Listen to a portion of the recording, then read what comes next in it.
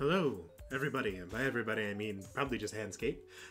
But for those of you who may be watching this in the future, if anyone does, hello, welcome to Table Scraps. I am Aaron. I'm a part of the Paper Dungeon. That's the channel that you're watching. We play Dungeons and Dragons on Monday nights at 7 p.m. CST, and this is the show where we talk about it. Sometimes I have guests, sometimes I don't. Today it's just me, and it'll be pretty short because I'm late. I had a late night last night, and I just woke up at noon. And so I went, got some food, and now I'm here. 3 hours later. But anyway, I have some... it's a short stream. It's casual time. It's a holiday season. It's almost the new year.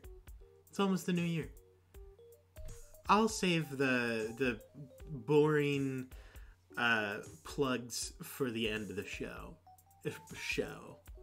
I kind of just want to get right into it. I mentioned we play Dungeons & Dragons 5th edition live on Monday nights at 7 p.m. CST. We did not do it last week. We had a rerun this past Monday of the week before this past Monday. Good episode, and I didn't get to talk about it because we didn't have Table Scraps last week because, you know, it was the holidays. I was spending time with, the 2 family members that are not dead. But I want to talk about it. So, to sum up kind of what's been going on in the Paper Dungeon's main campaign. Basically, the whole group, we met up with an old NPC from book 1 named Kiyomura. Oh god, it is a bad day for Aaron. I almost forgot Kiyomura's name. Kiyomura has been trying to resurrect another previous party member by the name of Melora, who died, and he felt really bad about it and went on a whole spirit quest to go figure out how to resurrect her. We succeeded at resurrecting Melora, and then a whole bunch of trouble went down. Cather, played by the wonderful Drew, his girlfriend got kidnapped. His girlfriend, who happens to be a god, got kidnapped by a bunch of Archfey. We're dealing with it. Beside that point, did some important stuff. So my character, Abinthy Tripowitz, has a whole lot of backstory, a whole lot of things and stuff that he's trying to do. One of the important things that he happened to think of is that now that there's a way for an arcane caster to resurrect someone who should not be resurrectable, especially by arcane magic, he has the capability to kind of right one of the wrongs of his past, to resurrect someone that should be alive to this day by the name of Talanashta. And so he went with Cather to church to try to ask, hey, I could really stand to resurrect this person. I just need to know where their soul is. And the gods were like, screw you, no.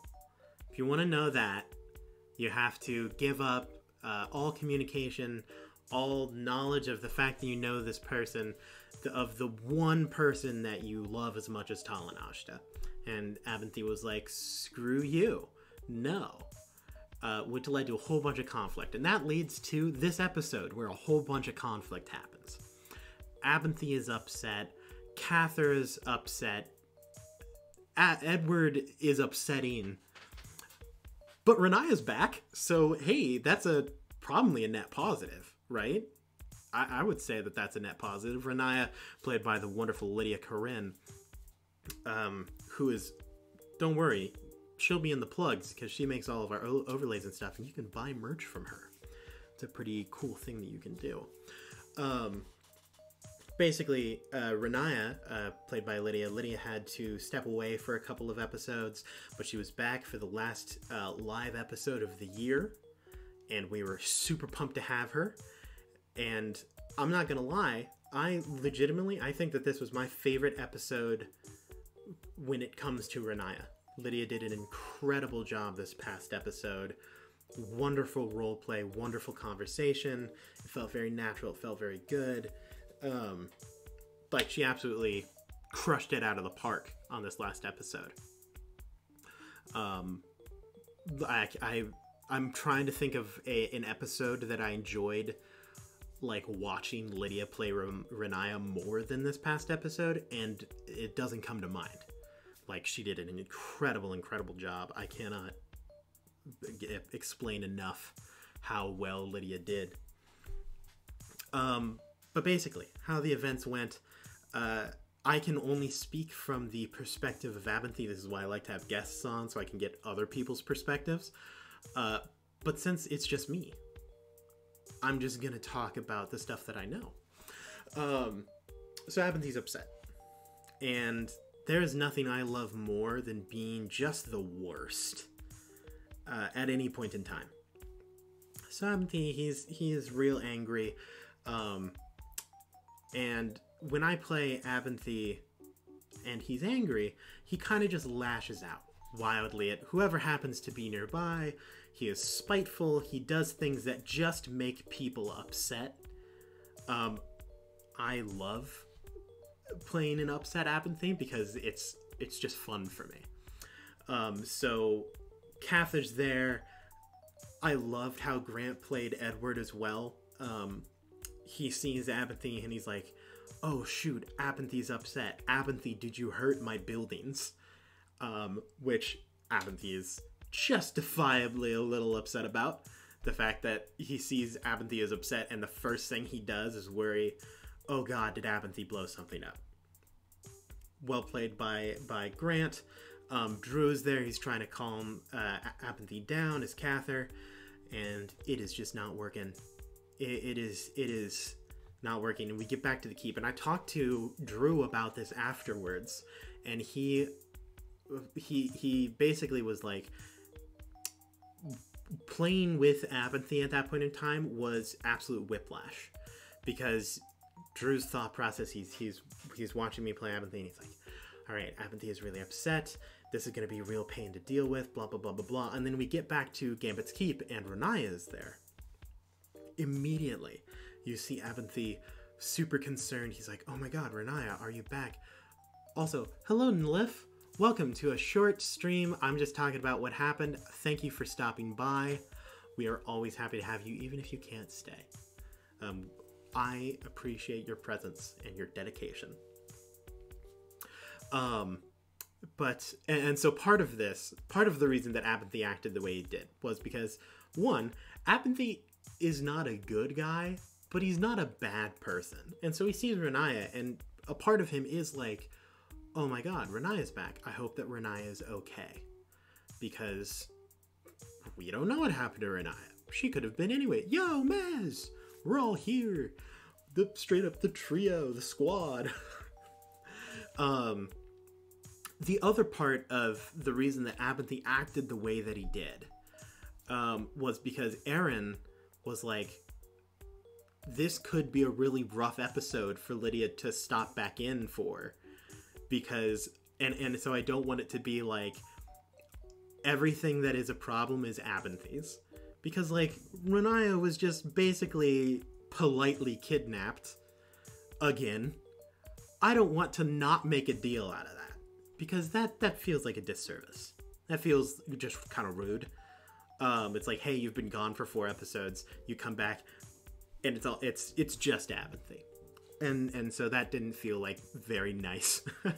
So I wanted to make sure I was very interested and concerned and happy to see Renaya was back, which really threw Drew for a loop, because he was like, oh shoot, Abinthy's like being nice, maybe this won't be so hard. And then immediately I start turning on the other two, being like, oh, well, thank goodness Renaya has some form of empathy. Maybe you could learn something from her, Edward. And, like, oh, Renaya, Cather's a little emotional right now. I'm not sure you're going to be able to get anything out of him. Which is exactly what Cather said to Abinthy just a little bit ago. Which is, like, the worst thing to do. Like, if you're in an argument, or like talking to someone and you're upset with them, repeating back the words that they said to you is like, it hurts. Like, it's like, not in a, they've like won or anything, but it's just a jerk move. Abinthy, of course, total jerk right now. But I also then leave because I know that if I stay here, it's just going to turn into an argument and stuff. Plus, I want Renaya to, like, have stuff in the episode and, like, do stuff. And once again, Lydia doing fantastic out there in the episode. Apathy heads down to his workshop in the secret room in the basement. And Renaya sets to work. Cather's upset. Edward's thrown for a loop. Renaya just starts making the rounds. She does an incredible job. She visits Apathy and is like, hey, this sucks. And as a deal, I would like to help you as long as you help me. And Apathy's like, well, I already planned on helping you. I'm not going to change that. She stops by Cather and is like, dog, your gods suck. Like, this is the second time they've done something like this. And Cather's like, well, yeah, and also, shout out to Drew. Incredible perspective from Cather on this episode. One of my favorite things that Cather has ever said, and a very accurate thing that he points out, is he's like, since I have met this group, I have been under constant attack for my beliefs. Every single one of you has called me an idiot for believing the things I do and acting the way that I do. Tarak called me a fool. Like, that's rough, because Tarak is now almost, like, martyred as this, like, really good person. Tarak also had some jerky things that he did. And some not nice ways to talk to people. And Cather's absolutely right in that. Like, Cather did a phenomenal job explaining, like, look, it isn't right that when I call someone else out for being dumb, that everyone is like, how dare you, Cather? But when people call me dumb for doing the things that I do, everyone's like, well, they're probably right. Totally correct. I'm so glad that he brought that up, because it absolutely has been kind of a double standard when it comes to the group of, like, because here's the thing, Cather's the only one who doesn't outright hate the death gods. So whenever someone's like, hey, hate the death gods, everyone else is like, yeah, buddy. And Cather's like, well, that's not cool. But when Cather's like, hey, I don't like this, everyone's like, well, screw you, for how dare you say that. Very fair, wonderful job by Cather. I think the conversation between him and Renaya went phenomenally. Really well done. Just all over, really, really good. Also, Maz, I wish you luck on breaking down your Christmas tree. This is actually an excellent question. Hansgate, you have like 16 Christmas trees. Have you already taken them down, or are they going to be up for like another month? I will respond once you answer. But Renaya then goes to visit. Oh no, they're not broken down. Renaya goes to find Edward. Edward talks to his mom, has a very nice conversation, and an interesting, because I talked to all the players outside of you have 7-Up. You know, Hansgate, this problem could be solved if you didn't put up like 16 Christmas trees. And including one of them being a real tree. But Edward goes and visits his mom. I talked to all of the players. Only 13 trees. Hansgate plants a fake forest every December. is an important thing to know. What was I saying? Oh yeah, I talked with all the players outside of the game. Like, we're friends as well as co-workers / roommates. So I was talking to Grant one time about the scene, and one of my favorite things is we always make a joke about Edward. Edward's relationship to Edward's family is hilarious. Like, it all started with Melora, who Grant made one comment, like an offhand comment to DJ that was like, haha, wouldn't it be crazy if like Edward and Melora were related? And he had no idea. So all of us were making ship jokes of like Melora and Edward, and then it turns out that they're cousins, which means that it's so much funnier. And then he like is really close with his mom, which is a totally normal thing. But you best believe that we still make jokes. And Edward has this really heartfelt scene where he like dances with his mom, which could be seen as weird, but I really don't think it is. I think it's actually it's no different than like the father-daughter dance at like a wedding or something like that. It's a intimate, but it's not like gross. It's just it's a son and mother dancing. Like, that's not that weird.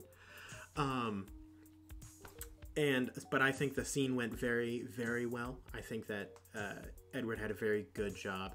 I think he was almost disappointed by the fact that his mom was so okay with Edward being like not around a whole bunch, which is funny to me, because I know Grant. I know that Grant's like, I want everything to suck. He's literally told me that before. Grant and I love when stories are just the worst, when everything is bad. That's like our dream. But then he meets up with Runaya. They talk a little bit, and they do a wonderful thing. Once again, shout out to Lydia, shout out to Grant. Their conversation is mainly based around silence. Like, it wasn't a lot of foppish feathering words. Like, it was just, it was, hey, do you want to do music in the morning? Yeah, that would be nice. Such a nice little thing that, like, the things that they said remained unsaid, but were understood.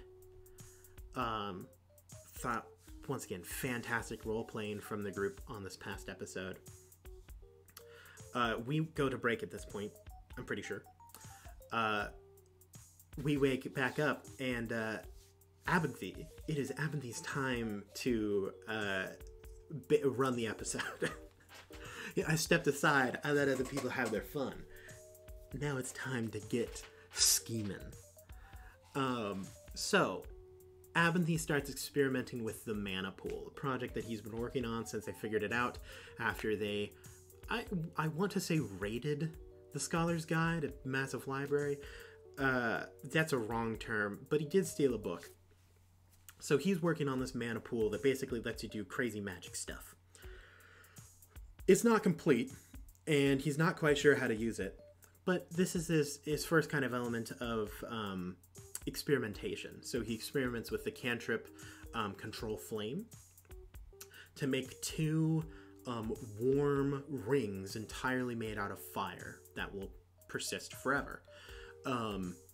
Just a fun little thing. I love baiting people, where it's like, oh yeah, this is not that big of a deal. Wham! Abinthy heads to Glossia, his significant other, if I were to give it a word. Or several words, I suppose. He goes to Glossia, and I bait so hard. I walk in there, I'm like, Glossia, I never wanted to do this.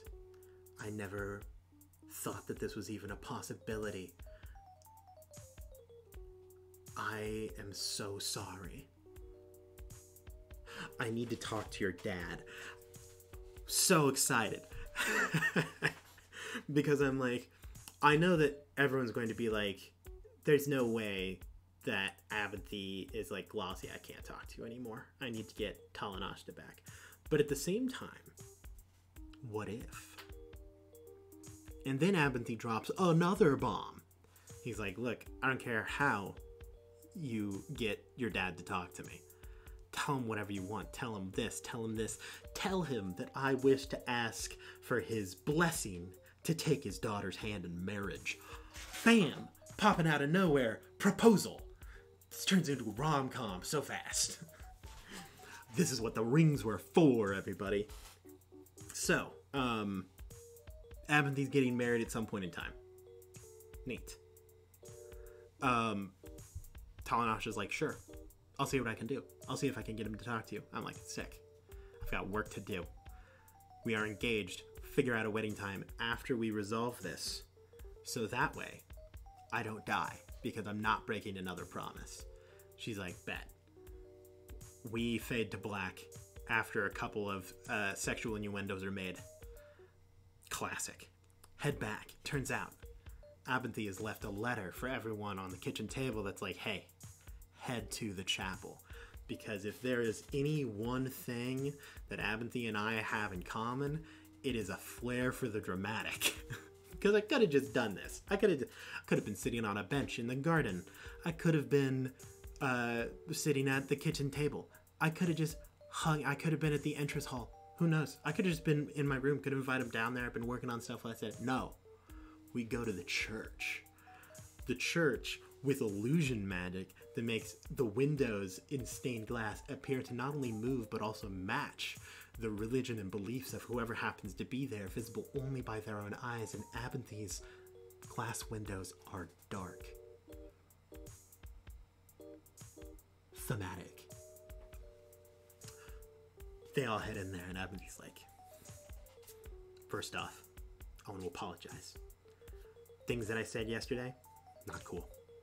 I'm sorry about it. That was messed up. Cather, I'm going to apologize to you more than to the other ones, because I didn't really mess a whole lot with Renaya, and the only thing that I did was use her as a vault to attack the two of you. Edward, what you said was kind of messed up, so you kind of deserved a little clap back. Cather, you really didn't do anything. Like, you didn't respond great, but that was mainly because I was baiting you into it, and you were there, and I was angry, and so I made you the target of my stuff. I'm very sorry about that. Which, going back, I talked to Drew. He was like, that was a really good thing that you did that, because Cather was at the point where he's like, me being here makes it worse for the other people. I should probably leave. Like, Leshka could probably do this better than me. I don't need to be here.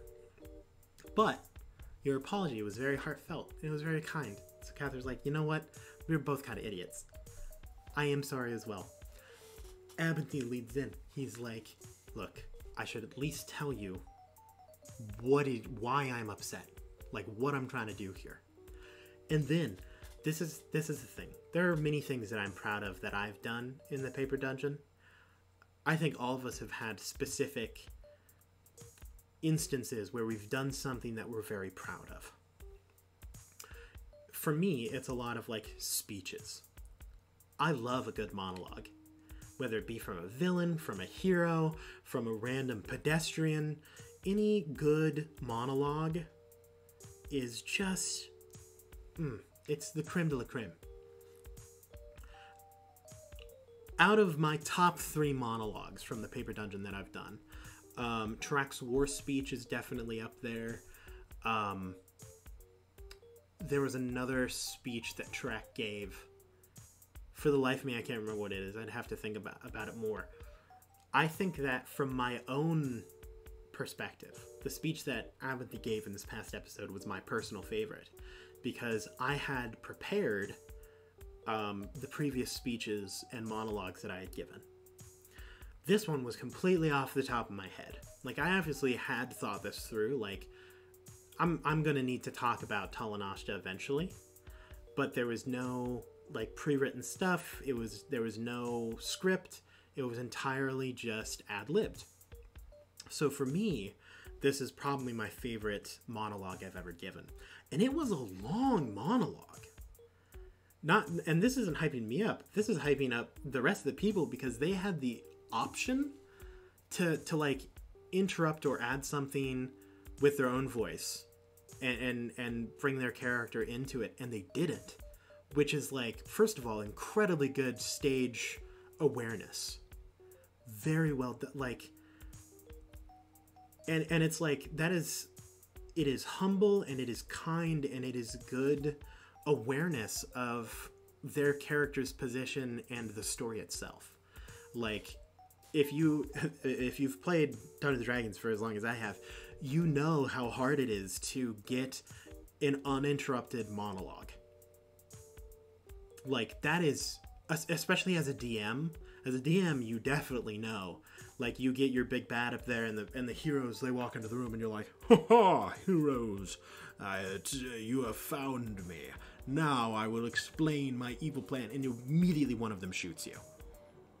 Like, you never get through a monologue. Like, you might get 2 sentences, and then you say something that's like, "Haha, I killed your mother," and someone's upset, right? So this is, like, I loved my monologue, but it would not have been possible without the rest of the members of my cast. I'm incredibly thankful to them. They did a wonderful job. But Abinthy basically explains who Talanashta was, a little bit of how he found her, what she was like, and then eventually how she died. And kind of explained his thoughts and opinions. And then once he was done, which it was like 30 minutes, 30 to 45, like, that's tough. That's a long time to go. The rest of the characters respond very heartwarmingly, very supportive. Cather's like, "Yo, I just want to say before you do anything else, like, I'm with you. I'm with you on this one. I know that we don't quite see eye to eye when it comes to, like, the gods and stuff. But, like, your thing that you're doing here, that's a good thing. And I'm going to help you do that. Partly for my own reasons, partly because it's just the right thing to do." And then Edward's like, "Dog, we've known each other longer than you've known the other 2.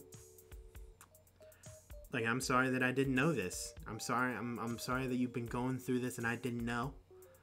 I'm sorry for what I said and how I acted, and you got me, I got your back." And then I'm like, "Yo, Renaya, I know you already said it, but now you know the whole story. Are you still in?" And she's like, "Bro, am I still in? Am I still in? Dog, yeah, I'm still in." And so I was, and so that was very, very nice. And so now the group's all together. We got a plan. We figure out, hey, where do we need to go for this? Because we also need to resurrect another person. And we're like, well, where is this person? So we do a little bit of legend lore, a little bit of digging, a little bit of map work, figure out some stuff. Turns out, the place that we're looking for that was lost during the Age of Pandemonium is now in the plane of Pandemonium. Probably should have seen that one coming. Honestly, I'm pretty sure that I even mentioned it to DJ early campaign, where I was like, it's very bold of you to make an Age of Pandemonium when Pandemonium is also a place that exists. And then I just never went back to that. Never once crossed my mind. So yeah, so we have to go to Pandemonium. That's going to be fun. Pandemonium, for any of you who don't know, sucks. It's terrible. It's a horrible place. It's filled with winds that turn you mad and drive you crazy. You can't hear anything. It's not a fun place. It's like, so you, in terms of the planes that exist, you have the Abyss, Pandemonium, and the Limbo. And the reason that Pandemonium exists is because Limbo is next to the Abyss. And so the Abyss just kind of corrupts Limbo, and that makes Pandemonium. It's not good. But we've got to go there and go find some dead guy's stuff. So that way we can resurrect him. In the process, I'm going to need to talk with Asmodeus and learn a little bit about the Soul Stealer who has taken Talanash's soul, because the gods at the end of the episode were like, he brings up a lot of good points. Maybe that was a little not chill. So let's try to subdue some anger that we can feel radiating off of Abinthy from here. And let's give him a little hint. Let's figure out, let's tell him, hey, this is who stole her soul. which, mind you, had they done at the beginning, would have circumvented this entire episode. Like, if Abinthy had gone to the church and they'd been like, yeah, okay, look, we're down to help you as long as you, like, help us and you're on our side in the coming battle. So here's this thing. Here's where Talanashta's soul is. Abinthy would have been like, you know, you guys are better than I thought. But now, they done messed up. Because Abinthy's like, look, I appreciate this. I'm thankful. In fact, this will probably mean that when things go bad for you, I'm going to be willing to show mercy. Because at this point in time, just because you do something now doesn't erase what you already did.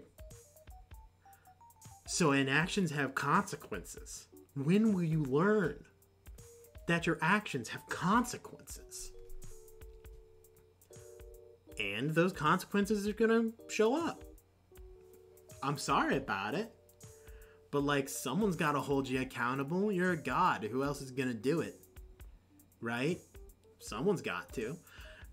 So, you know, some bad... I honestly... And this is the hard part. Because Aaron wants to be like, great, let's call it good. But Aaron also realizes that we have a story going on, and Abinthy isn't the type of character to just sweep that under the rug.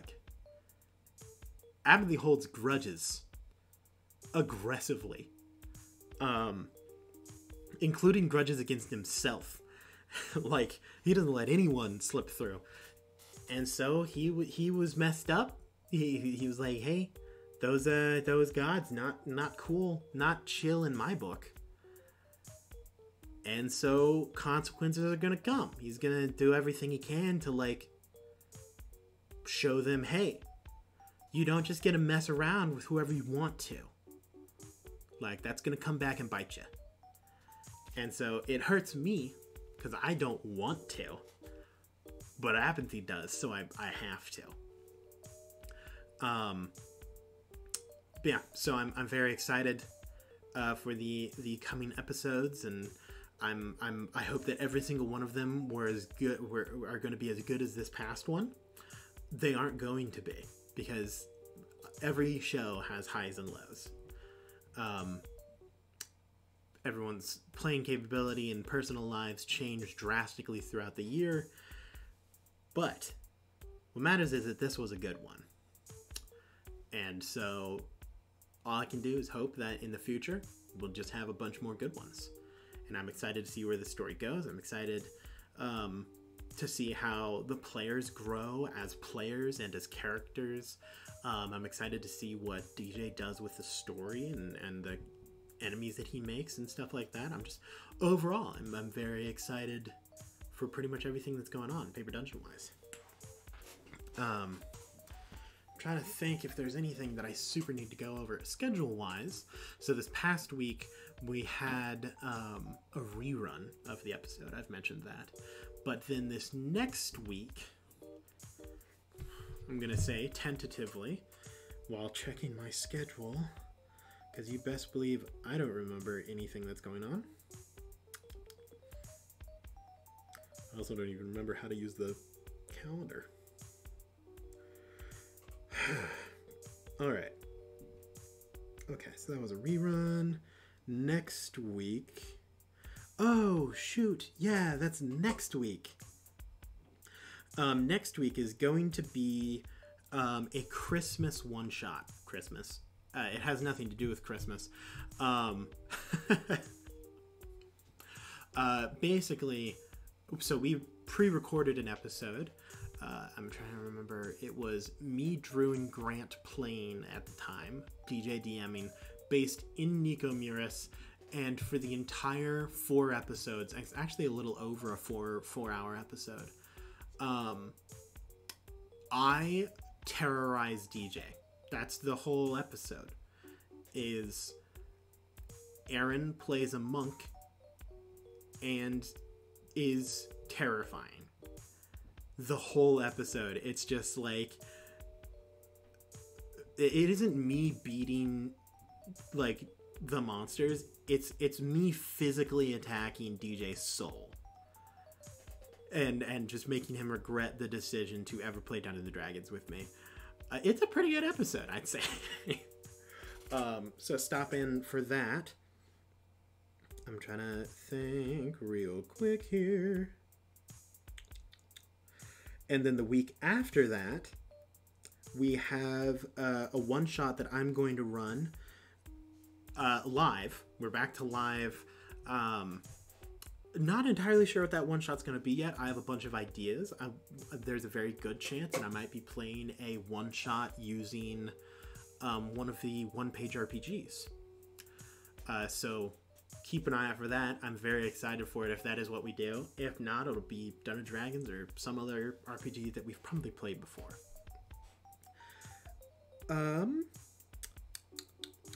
Of course, we will still have Table Scraps next week to talk about it and why you should never ever give your monk a specific magic item without nerfing it aggressively. Because in reality, it wasn't me terrorizing the DM. It was the DM's own choices of allowing me to have something that terrorized the DM. Then after that, on the 16th of January, we'll be back to the main campaign live. And remember, if you are a Patreon practitioner, a patroneer, or just, something like that, a patron, remember, on the 12th, Thursday the 12th, is when Patreon releases. So we will have a new Patreon little one-shot up on that day. And then the week after, so how we're kind of going to be doing it is the second week of every month. On that Thursday is when we're going to release Patreon content, Thursday, Friday, give or take. And then the following week is when we will release any extra content that we've made. So the second week is going to be any content that we know is going to come out, like scheduled monthly content. The week after is any surprise bonus stuff that we happen to stumble upon, any extra videos that we've recorded, any like vlogs, any, hey, surprise, we recorded this one shot. We might release like DJ learning how to play video games on that third Thursday, Friday area. So if you are a patron, please remember that. You get that special bonus stuff. And every once in a while, we'll release some of that to subscribers through the Discord. I'm just double checking. Other than that, we don't have anything crazy going on. So next week, we will be streaming the Christmas one-shot that is DM'd by DJ. The week after that, I will be DMing live, and then we are back to the main campaign on the 16th. That's the important stuff that you need to know. That's all the stuff that I really have planned for today. I'll give it a couple of minutes. It's going to be a super short stream today, just because I started so late, and I have chores that I need to do, some cleaning that I need to get done, and I'm heading into a period of a whole bunch of early mornings. So I'm just gonna ask the question here. Is there anything else that you would like to know about? Any questions about the main campaign? Any questions about the paper dungeon itself? Any questions about me or characters or Dungeons and Dragons in general, or any RPG? Any question that you have, this is the time to ask it. Thank you, Maz. I appreciate it. But in reality, Maz, it's you and Handsgate and all of the rest of our viewers, but especially you two, who are just, we appreciate you. I just want to let both of you know that y'all have been incredibly supportive of the Paper Dungeon, of the people in the Paper Dungeon, and we value that aggressively. Like, y'all are here, and that matters. That's a big deal to us, and we just want to make sure that you know that. But thank you. It is good to hear that people enjoy the stuff that I release. Maz, if it was possible to compliment you enough that you would leave, let me tell you, I haven't found it yet. So I'm just gonna have to up the ante, I guess. You're incredible. Look at that. Stuck with the third. God, did Maz drop down in the rankings? Do we even have more than 2 mods? But that's pretty much all the stuff that I think that I have prepped. Oh shoot, I forgot Nightbot technically counts as a Wander Nightbot Maz. Oof, that's rough. Sorry about that, Maz. I forgot about Nightbot. You've been kicked down to 3rd. But for those of you here, that 3 is a good number, Maz. For those of you here, for those of you watching, for those of you who have questions, this is your last opportunity, because I'm gonna start running through the end of the day plugs. I'm gonna do it, and then I'm gonna end stream. So Maz is already on the money, on the nose with those commands. Check out our social media: TikTok, Instagram, Twitter. Theoretically, in this next year, assuming that I can figure it out, we are going to be upping our, or not even upping, we're going to be returning to our social media presence with gusto. That's the word I'm going to use. So keep an eye out on those. There's already at least one semi-newish TikTok up there. I'm not sure exactly from when. Check out our Discord as well. That is super important. Our Discord has all of the content that you actually care about, aka the people that watch. We have a really awesome community that are super cool. They say good morning every day. There's recipes in the Scarlet Tastes section. All sorts of good stuff. As we get less busy in the new year, I should have so much time in January because work is going to cut back on hours. So I'm going to be probably streaming in that Discord relatively often, as much as I can. So keep an eye out on that Discord. If you are a subscriber, that also means that sometimes you'll get a little flavor from Patreon in the sub-only part of the Discord. So show up over there. If you are interested in supporting us in other ways, there's a lot of ways you can do that for free. You can just tell your friends. You can be like, hey, these guys don't always suck. Sometimes they're actually pretty good. Check them out, and that's just free. You can bring your friends. If you want to show us some of that dough, that crisp paper, we have a lot of ways you can do that. You can Discord on stream through Streamlabs donations. We have a Ko-Fi and we have a Patreon. And shout out to those of you on Patreon, because y'all are troopers. Like, Patreon is like 25% of our income. That's okay, that's maybe a little high, but like, y'all are troopers, because we have not been putting out as much as we should on Patreon. We're working on it, and we're slowly increasing stuff, but y'all are crazy. All right, you are so rad. And if you want to be rad like them and start to get actual benefits of being a patron, go check out the Patreon. We also have a website, www.thepaperdungeon.com, that has a merch store. You can buy merch like this that has our logo on it. And speaking of merch stores, the aforementioned Lydia Corinne also has a store where you can buy her art on shirts, on coffee mugs, maybe. I know that at one point in time she had coffee mugs, but a whole bunch of other stuff. And you can commission art from her, which you should do, because she's very good at it. All of her overlays, all of her character art, our intros, all of that art stuff is done by Lydia. So check out her stuff. She's very good at it. I'm pretty sure, other than that, that's pretty much all the plugs that I can think of.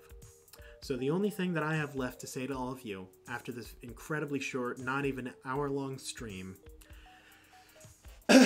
is good luck and Godspeed, everyone. We will see you next time, Dungeoneers. It's been a blast. Goodbye.